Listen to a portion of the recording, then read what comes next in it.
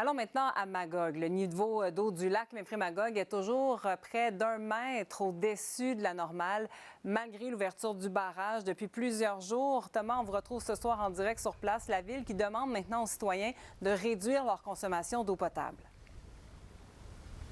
Effectivement, parce qu'en raison des fortes pluies, il y a eu de grandes quantités d'eau qui s'est retrouvée à l'usine de traitement des eaux usées, par exemple par les égouts. Ce qu'on nous dit, c'est qu'elle fonctionne à pleine capacité, 24 heures sur 24. C'est tout à fait anormal.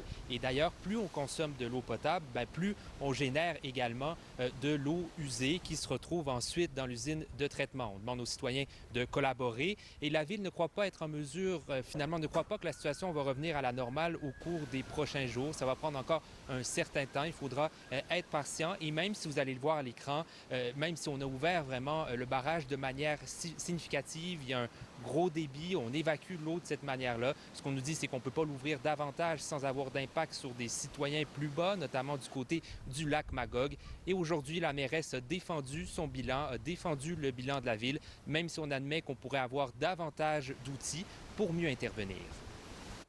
Dans les circonstances, on n'aurait pas changé nos façons de faire, on a agi de la bonne façon. Et est-ce qu'on aura des outils électroniques? On est déjà en contact avec des organisations, avec Environnement Canada, on va faire installer une sonde en dessous du pont dans les prochaines heures pour mesurer la vitesse de l'eau de la rivière, ce qu'on ne faisait pas avant.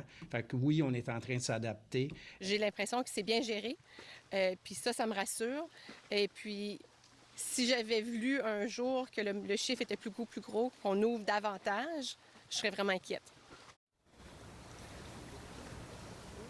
Alors, une fois la crise passée, on a parlé à une experte qui nous dit oui, les barrages, il faut bien les gérer, mieux les gérer, mais il faut continuer à poser des gestes pour réduire la quantité d'eau de ruissellement qui se retrouve finalement dans les cours d'eau qui vient des terrains. Je vous invite à l'écouter.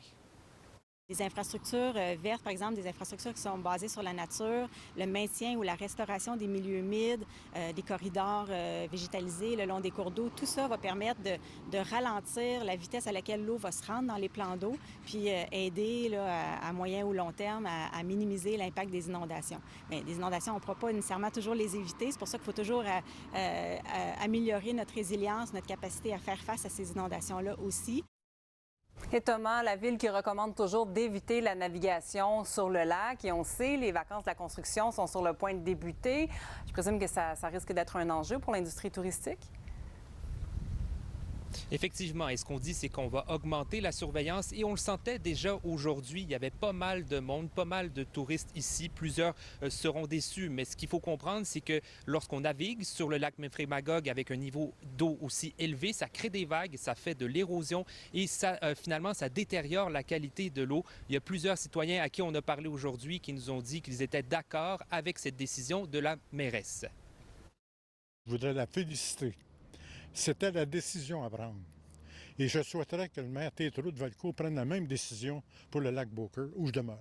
Si on regarde les bateaux, tous ceux qui payent le quai 3 000 et 4 000 $, c'est rendu à ce prix-là à Magog. Ils doivent bien être malheureux. Là, hein? Les vacances s'en viennent. Bien, on a vu aux nouvelles que le niveau de l'eau était haut, mais on n'aurait jamais pensé que les pistes cyclables étaient fermées, par contre. Oui, c'est un petit peu dommage. C'était notre première randonnée aujourd'hui. On pensait faire, une trentaine de kilomètres.